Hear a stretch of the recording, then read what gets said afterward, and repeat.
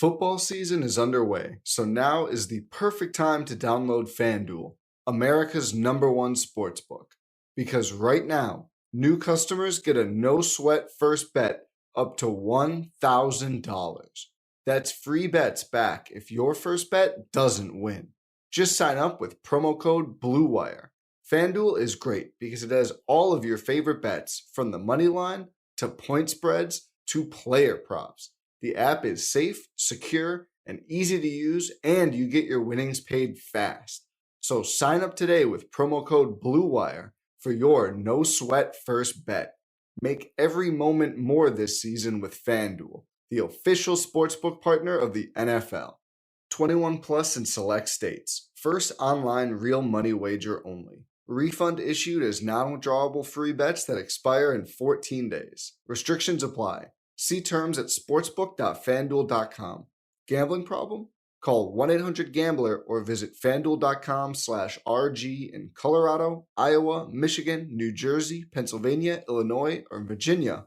1-800-NEXT-STEP or text NEXT-STEP to 53342 in Arizona. 1-888-789-7777 or visit ccpg.org/chat in Connecticut.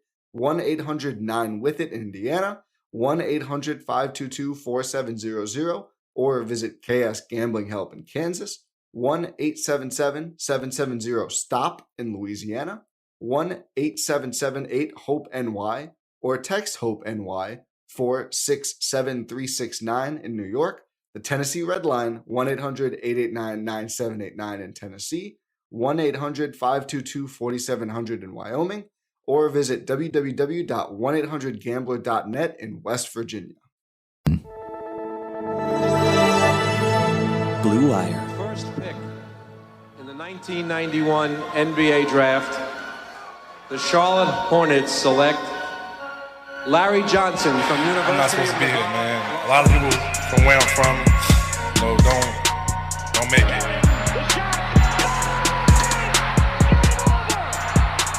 Charlotte, we're back.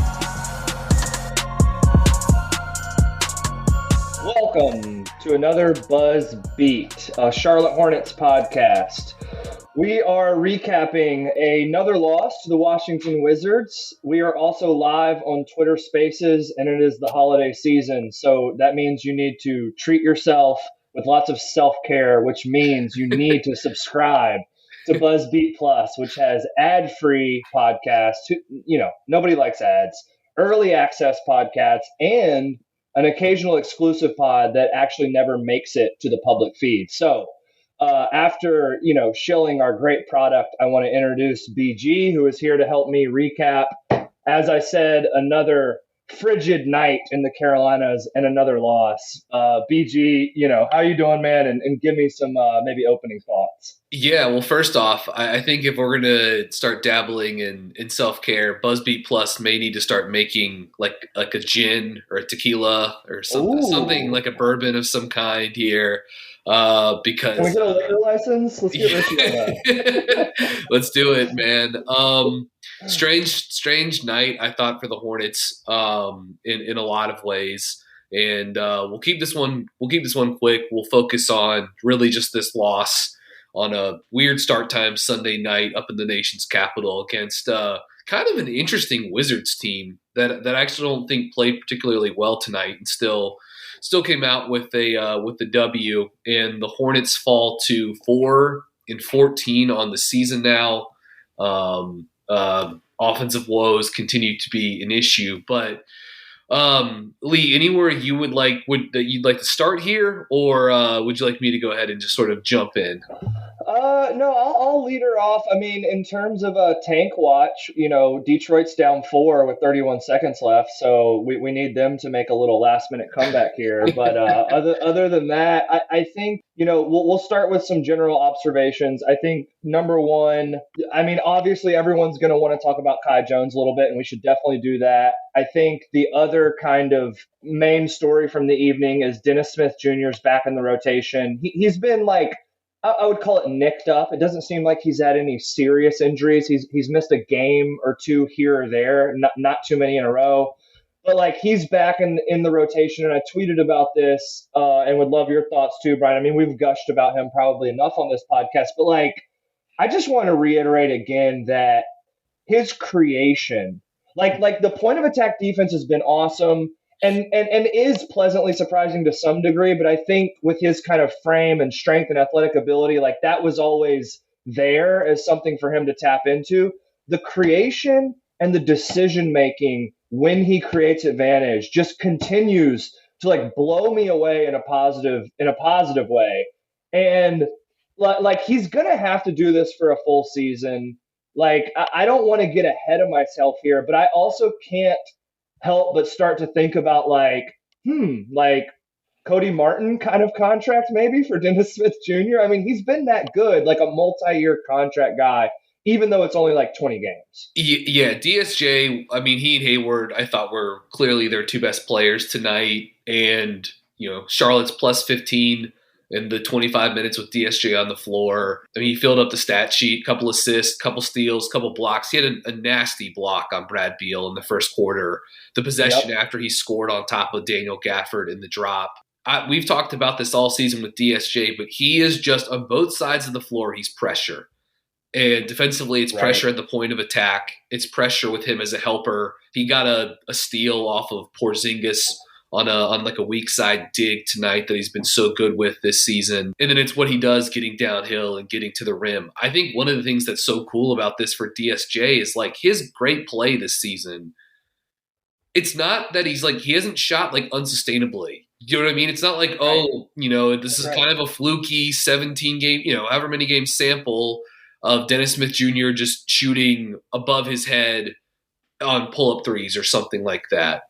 And just for context, he's 35% on like 2 a game. So he's not taking a ton.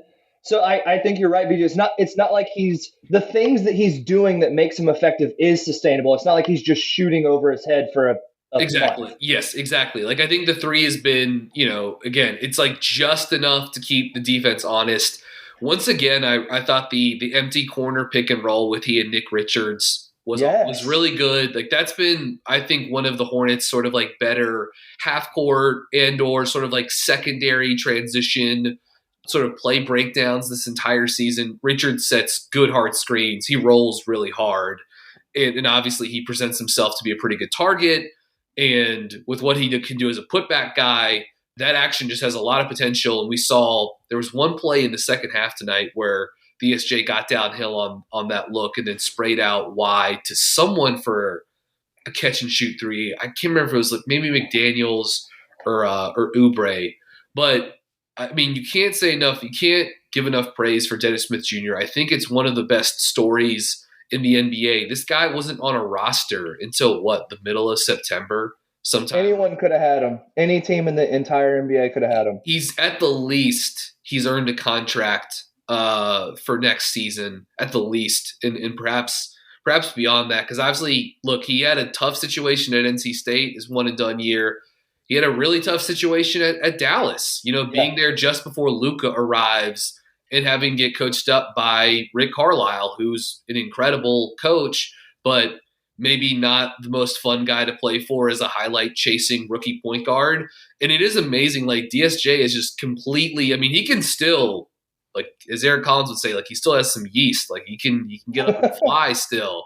But his game is so, I mean, I'm sure Steve Clifford loves him for a lot of reasons, in part because he's just so workmanlike too. Like he is just so solid, play within his role, doesn't do more than you ask him to, though he at times he can, or he's capable of it at least, but just really plays his role, plays hard. I don't know if you guys saw this, Lee and Richie's here producing too with us tonight, but I had the Bally's broadcast on, and right before the game came back from halftime, you could see Cliff and DSJ sitting next to one another on the bench talking back and forth. And it was a pretty cool moment, honestly, at least from my own vantage point. So shout out to DSJ. He played very well tonight. Again, stuffed the stat sheet and just continues to do things that are bankable, necessary skills. I don't know if he'll be back in Charlotte next season. I certainly hope that he will, but he is going to be on one of the 30 NBA teams with some type of guaranteed contract for him next season. And again, that is one of the coolest success stories in the NBA, even in the middle of a lost season for the Hornets. Hear that? That's the sound of a patient whose health data is protected from a cyber attack. And that's the sound of a financial system that's digitally secured from bad actors. Right now, there's an invisible war being fought on a digital battlefield that impacts what we do every day. That's why at Peraton, we do the can't be done to help protect the vital systems we rely on. Because if we don't, the alternative is unimaginable. Peraton. Well, if you're like me and you're wondering what the heck to buy for holiday gifts, consider the Virginia Lottery's Holiday Scratchers or a ticket for Virginia's New Year's Millionaire Raffle. The Holiday Scratchers are beautiful and a lot of fun and are the perfect gifts for the adults in your life. Also, the new year coming up means that it is time for Virginia's New Year's Millionaire Raffle. Raffle tickets are a great gift, but no one would blame you if you kept those tickets hidden somewhere for yourself. If you want to do a little something extra for yourself, I recommend going to VALottery.com. That's VALottery.com and playing the online games when you get a chance. They're perfect for when you're in line at the store or you're waiting for everyone to show up to the party. Whatever your holiday tradition, Virginia Lottery games are fun for all of the adults on your list, including yourself. Lottery games are not for minors. For game odds and information, visit VALottery.com. I mean, at this point, again, we're still early in the season, but he does look like a kind of top end backup. I mean, that's what he looks like right now. Yes. Yeah. The other thing I'll say that dovetails with Dennis Smith Jr., but can get us into another. I think you had a quick aside. And then we'll get into Kai Jones. But Brian, DSJ's back healthy, which means we don't see Teo Maledon or James Bouknight tonight. DNP coached decision for both of those guys. It's hard to analyze what Clifford was thinking in terms of if he did go with one or the other, would he have gone with Bouknight or Maledon? It's been Maledon recently, and I know you had something you wanted to get in on Bouknight. Yeah, just real quickly, look, Lee, Richie, and I talked a lot about James Bouknight on the pod that we recorded over the weekend where we sort of took a 30,000-foot view of the team and sort of handled some bigger, team-building questions. And, I think I kind of rambled on for a while that episode about my concerns with Bouknight. I laid them out pretty bare. But one of the things I did want to circle back on was, Lee, I threw it out at one point during that episode, and you brought it up as well, suggesting a little bit of, we both talked about the possibility of him going to Greensboro. And I sort of brought that up as a suggestion to say, I don't know what happens next other than I'm guessing this has to happen at some point in time. And then a few minutes later, you mentioned that you're concerned that he might not, even if he goes down on assignment, that he may struggle down there, that he may not light it up in the way that McGowan's is doing currently. And I actually think that's a really good point. And I think that's maybe one of the reasons why we may not see him go down there. Because what happens if you send James – I just was thinking about this earlier today. What happens if you send James Bouknight to Greensboro and it doesn't play well? If that goes poorly, I don't know. I don't know where you go. I don't know the next steps from there at all. And maybe that's beside the point. And if you're just trying to find a way to get him reps and hopefully get him some confidence, maybe that's the way to do it. But it pops into my mind listening back to that episode of I wonder if one of the reasons why they may be reluctant to do this is because I just don't – if he goes down there and he plays bad or mediocre or even just decent, because for someone like him, second year, former lottery pick, the expectation would be you go to the G League and you dominate. You put up numbers. Absolutely. You get to every spot you want. The defense is what it is, but offensively you should look legit. And I don't know, maybe they're just worried about what that might look like and what the confidence is. So anyways, I'll digress there, but that was just something that popped into my mind. I'll be curious to see if he does make a G League stint. And I guess now if, Gordon Hayward multiple times tonight grabbing at, was it the right shoulder tonight? Left shoulder. And which was hurt. He's had that. I mean, it's the kind of reoccurring, at least as far as I know. So early in the fourth quarter, Gordon Hayward bumped into Jordan Goodwin, who's actually playing some good basketball for Washington as like a backup guard off the bench for them, and looked like he leaves the game immediately. Hornets have to call a timeout. It's right after the Kai Jones dunk, in transition. And it looks like I'm sure everyone watching the game who's, follows the Hornets or covers the Hornets or whatever was thinking, well, who knows when we'll see this guy again. Totally. Sure enough, I thought he was done. 3-4 minutes later, Gordon Hayward comes out of the locker room. He gets inserted back into the game. And then with 5 to 10 seconds left in the game tonight, you could see him once again after like an after timeout play where Hayward got the ball off the sideline inbounds, faked the handoff, got downhill, and he dunked the basketball. And then afterwards, you see him once again grabbing at the left shoulder. And so who knows? I mean, you can't – the Hornets are off for a couple of days, and maybe it's not seriously hurt, but it's now multiple times this season that Hayward has had issues with the shoulder. And so who knows? Maybe this will lead to James Bouknight, sort of like floating back into the rotation. But pretty bleak for the Hornets in terms of the Hayward situation. Very bleak. Let's pivot to a bright spot tonight. Something that Hornets fans probably want to talk about. I know there's been a lot of clamoring. And even at times on this podcast about getting Kai Jones some opportunities. And I think it's interesting in a couple ways. I mean, it's just interesting that he's out there because now we can actually start to, evaluate and analyze and try to, see the way he moves on the basketball court and see if we think he can be a useful part of this rotation. It's also interesting, and I know Richie brought it up in the first game that Jones actually crack the rotation is he is playing at the 4. He's playing at the 4. He's always out there with either Richards or Plumlee.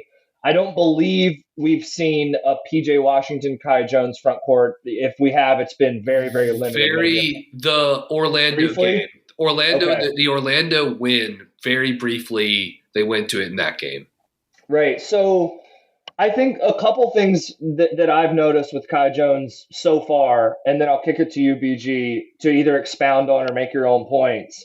I do really like, and I know this is more of like a perception feel thing, and certainly I'm not there. It's an outside perspective, but it does feel like he's got kind of a optimistic approach. It feels like he is excited to be getting an opportunity rather than sort of sulking and being like, oh, I should have been out here the whole time. He seems genuinely amped up that he's finally in the rotation just from seeing him, the way he comes off the court and how hard he plays.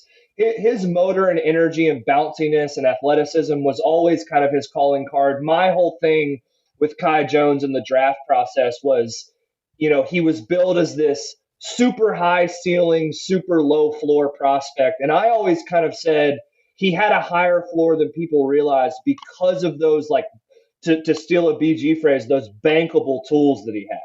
Now, will we ever see some of the kind of dribble creation, pull up shooting that we saw in flashes at Texas? Maybe not, but I think he's looked pretty interesting. The one thing that's interesting about him playing at the 4 primarily is, how's that work from a spacing standpoint? It's too small of a sample size to kind of garner any real offensive statistics with him at the 4. But if this becomes a thing and Kai Jones is even limited in the rotation over the next 10 to 15 games, I'll be really interested to see what the Hornets offense of rating looks like with him on the floor, given that you're obviously down one more shooter when he's in the game. Yeah, just bouncing right off those points. I agree with pretty much everything you said there. I pointed this out on the last pod. He really is getting the JT Thor minutes. At sort of the deep backup floor, great point. Right towards right at the back end of the rotation. And it should just go up from there. Even if there are some bad nights. Tonight wasn't a bad night. I think tonight was pretty positive. in part because he came in and just did some good stuff, had a putback too, pretty strong finish in the second quarter, came in right around – over top of Porzingis, by the way. Right around the 7:40 mark. And Porzingis, he blocked a bunch of shots tonight. But a couple minutes later, Kai had a nice switch onto Kristaps Porzingis and helped get a stop there or a pass out where he and Nick Richards switched on the action. Possession after that was the putback two. Then the really nice steal and transition dunk halfway through the fourth quarter. And I also thought that was insane. That was insane. It was nuts. And look, that's not the first time that Kai has had a garbage time runaway, just absurd dunk. He had one against the Bucks last year where he caught an alley-oop from Bouknight that he had just no business catching up to and also finishing with a dunk. He is a special athlete. There's no denying that.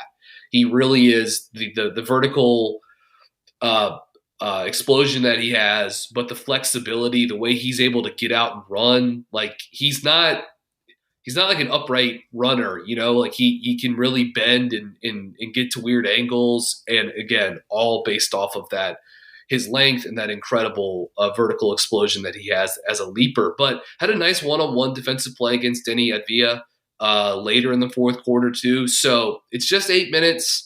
But I thought he had a decent game tonight. I do want to touch on, you mentioned, you were sort of touching on this a little bit, Lee, with with him playing the four and possibly some spacing concerns. And that's what it comes down to for Kai right now, at least the way he's being used currently, which is what's his role in the half court? If he's playing with another center on the floor, crash the glass, right? That's the most obvious one. If you can't get out in transition, but that's one thing. But once this gets into a half court possession, crash the glass. He got one of his 2 buckets off that. You'd love to see him get some dives. You'd really, really like to see him get some screen and rolls. But, it's tough because the Hornets have some sets they run to get the 4-man screening and rolling downhill with a center on the court. Usually that involves Plumlee or Richards setting an exit screen or a pin-in screen along the baseline, and PJ is the one screening and diving on those plays. And they can be successful. PJ's been pretty good on some of those looks this year. But I don't know if you can trust Kai quite as much on those, especially if it's going to require maybe some short roll playmaking and decision-making. I'd like to see him get those reps, I suppose, but PJ is obviously much more advanced in terms of that kind of, in the pocket playmaking there on the roll.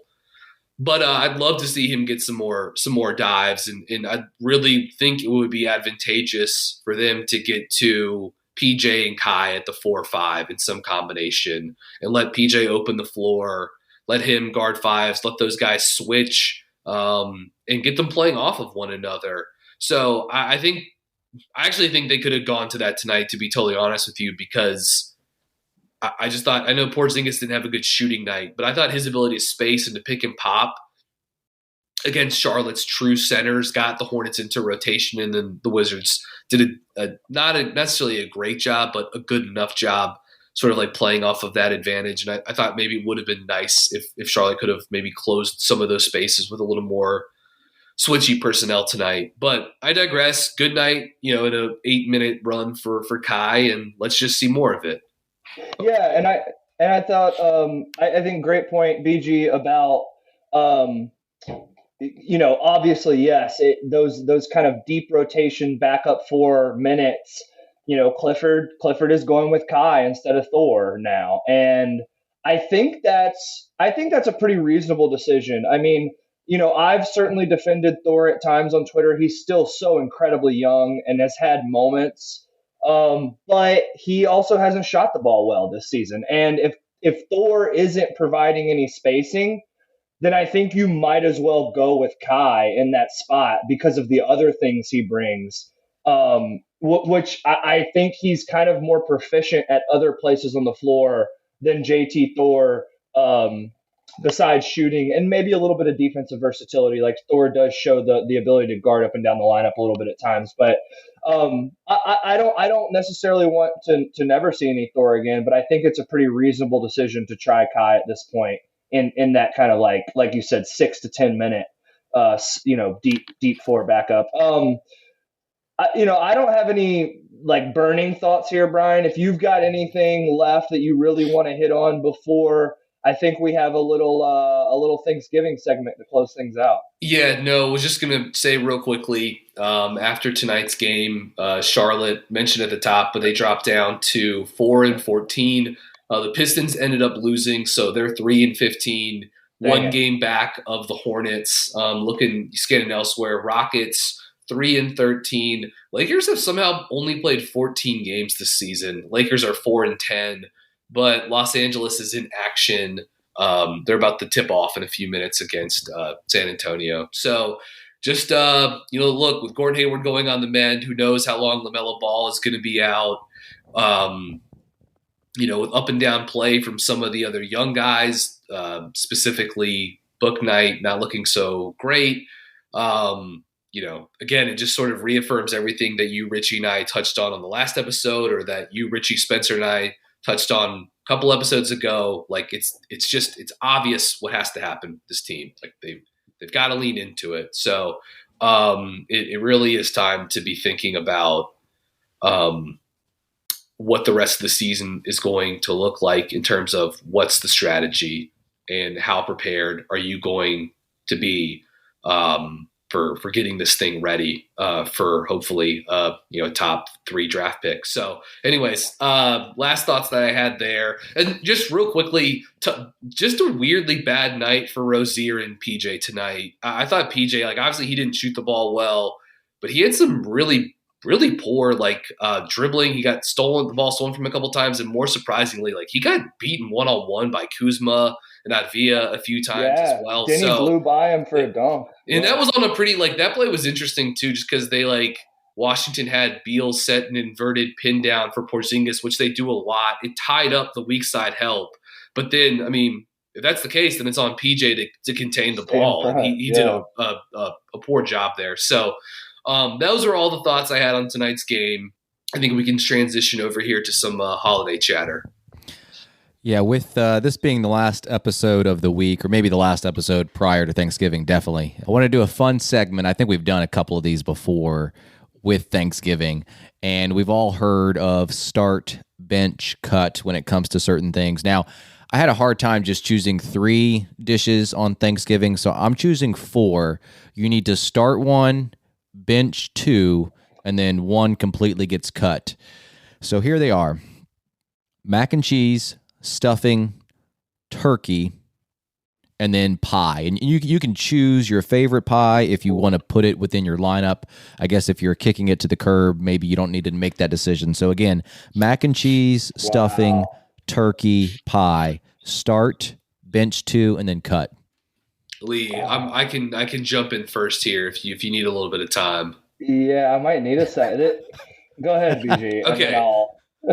This for me was relatively easy, though I do feel a little tinge of pain here. Start stuffing. It's my favorite. It's my favorite thing. Or dressing, however you want to describe it. I think it's amazing, and I think in terms of its the leftover ability of it is incredible. Bench, I'm going mac and cheese and pie, and then I'm cutting turkey. Wow. Get that stupid bird out of here. This flightless, dumb bird.